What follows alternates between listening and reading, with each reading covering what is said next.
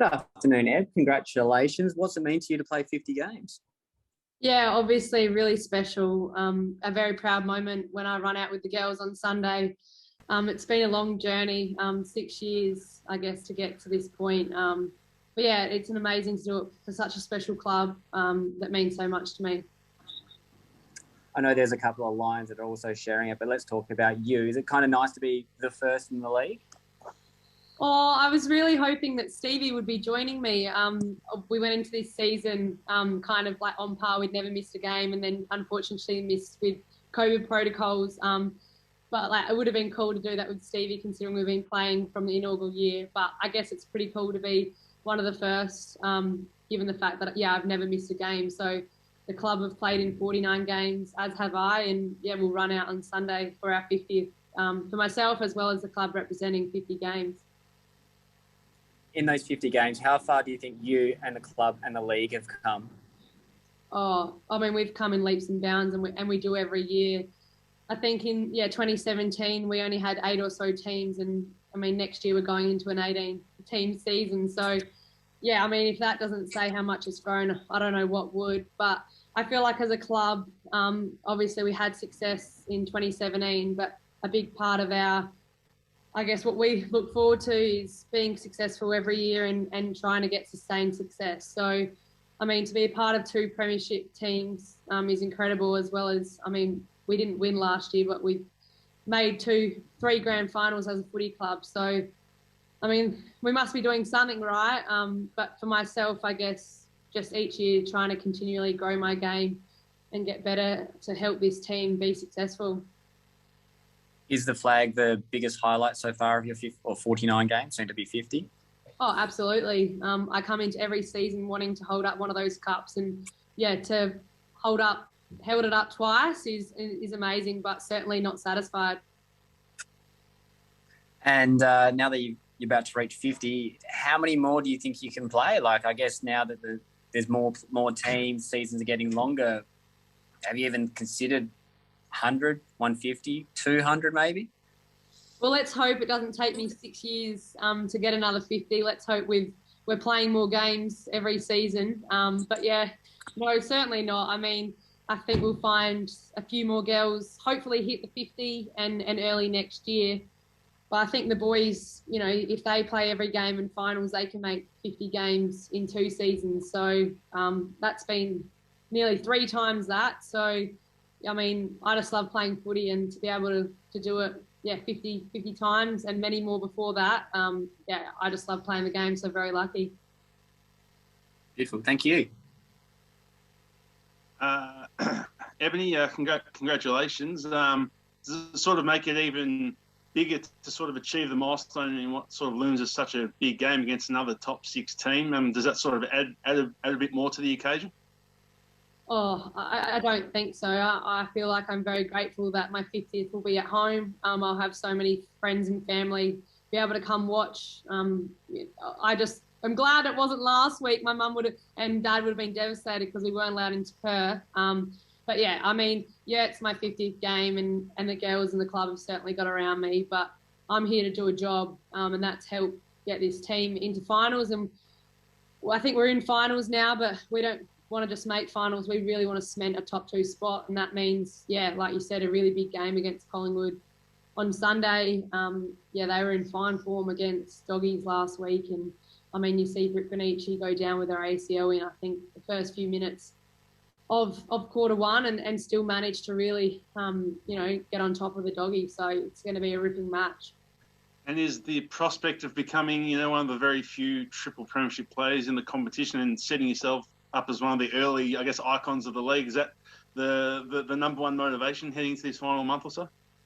Yeah, absolutely. I mean, like I said before, we come into every season wanting to get that ultimate success, which is holding up that cup. And I mean, we play footy, and my teammates and I play footy to win premierships, and that's certainly what we're striving to do. I mean, we've done a lot of work, and we're in a really good spot to be in the position to make finals, but we're certainly not going to be satisfied with just making finals. I mean, we want to go all the way. I feel like we're round 9 this weekend, and the team, we haven't really even hit our straps yet. So hopefully we can get that going in the next couple of weeks. But yeah, I guess proud what we've been able to do this far with playing 8 rounds. But yeah, we certainly feel like we've got a lot more to give. And Aaron Phillips and Chelsea Randall, how are they sort of tracking? Yeah, they're tracking really well. Randall's really, really close, and it would be really special to have our captain with us on the weekend. But I'm not sure what the verdict is. We've still got to get through training tonight and whatnot. And then, yeah, obviously Flip is just managing that minor knee, and we'll see them both train tonight. So hopefully, they put their hand up for selection. But like we always say, I'm not the physio nor the doctor ticking those boxes to make the decision if they can play on the weekend. All right, we'll go to Channel 9, please, with Tom. Ebony, congratulations. Fantastic effort. I guess just further to that previous question, how much confidence does it give the group that you played so well, despite the fact Aaron and Chelsea weren't there for a top-of-the-table clash? You still got the result. I mean, that's a huge fillip to the depth of your squad.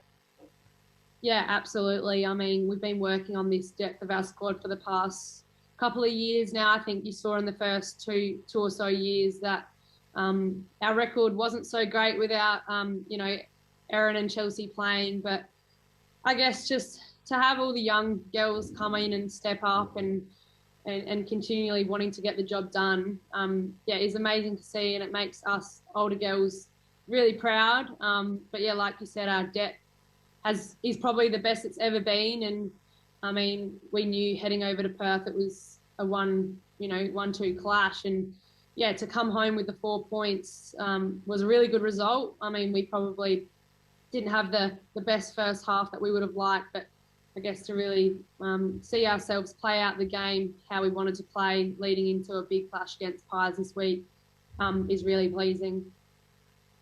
Great stuff. And I guess also your motivation, I mean, first 50 games, incredible. You played every game, 2 flags.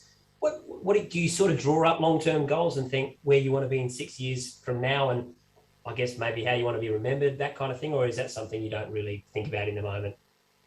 I don't think it's something that I really think about in the moment. Obviously, like from an individual aspect, I certainly want to be respected by my peers and by my teammates, as a hardworking, determined player to want to win, which I hope I do. But yeah, I certainly just play footy to win premierships, as well as wanting to get better and help my teammates. But yeah, I mean, there's nothing like holding up that cup, and I've had taste of it twice, and so have a few of my teammates, as well as, a few tasting that experience once. And it's the best feeling in the world. So yeah, I definitely set out goals for myself to continually get better, and grow my game. But I just want to make sure that I'm doing my part for the team to make sure it has success. Great stuff. Thank you. Good luck this week. Thank you. Sarah Black. Hey, Eb. You've spoken about the team success over your past 6 years at the club. But what are you most proud of personally about your own game over the last, and how you've developed? Oh, I think I'm just proud of the way I've gone about it each season, just trying to continue to get better. I put in a lot of work in the off season, in pre-season and in pre-season to make sure that I'm at my best. And I feel like, in the first couple of years, I was just a young midfielder who tackled a lot and kind of really played that defensive role, which I love, and I love tackling, and I love, it's still a part of my game. But I guess just working on the fundamentals and my kicking.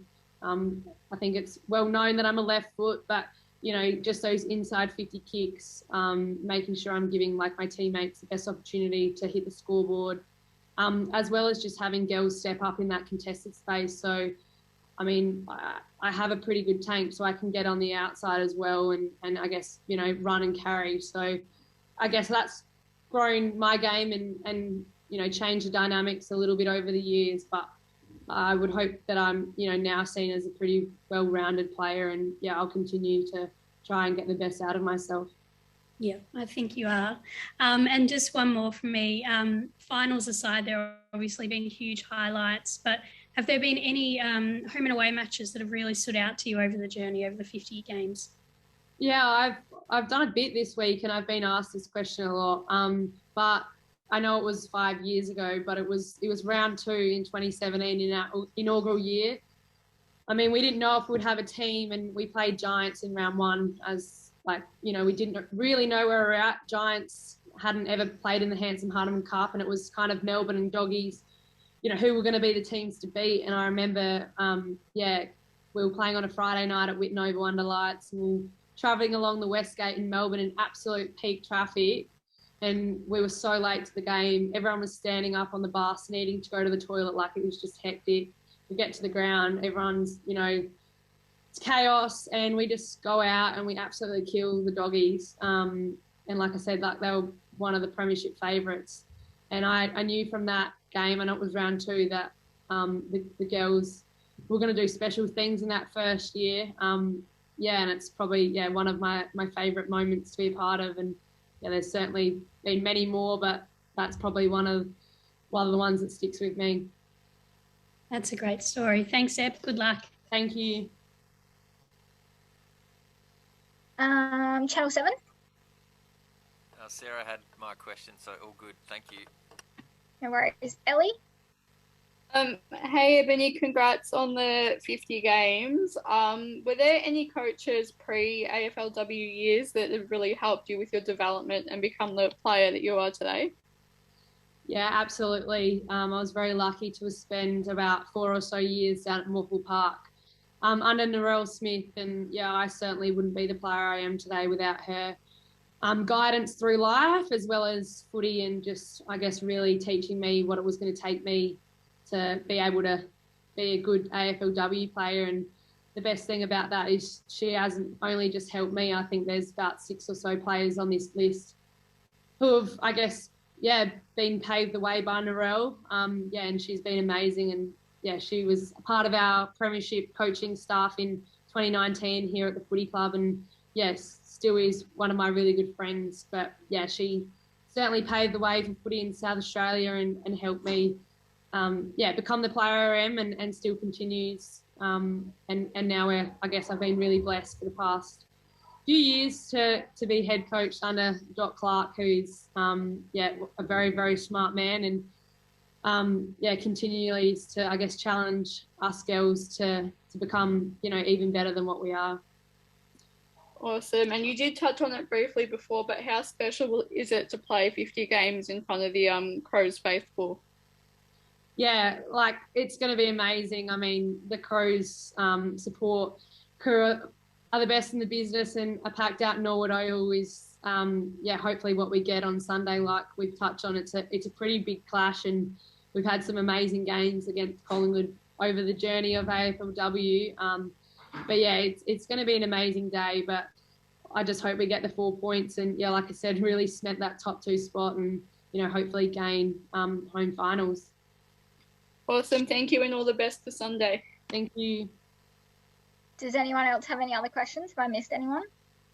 Yeah, if I could just ask a quick one, just with regards to obviously the topic of body shaming has reared its head this week, Ebony. And obviously a former premiership teammate of yours, Sarah Perkins, has sort of found herself in the middle of it. I was just wondering if you may have reached out to her at all, and if so, how she's sort of holding up after what's been happening. Yeah, I mean, like you said, Perko was one of our premiership players in 2017 and still continues to keep in touch with a lot of us. And whenever she gets the chance, she comes over and watches us play. And she was here last year when we played Lions on grand final day. I haven't spoken to Perko in the past 48 hours, but certainly know she's a terrific player. And God, I wish I could bomb 50 metres like she could. But it's just something that we really need to stamp out of the game, and it's not right. Yeah, I mean, is the ongoing toll of social media abuse sort of a concern for the players? Is that at the moment?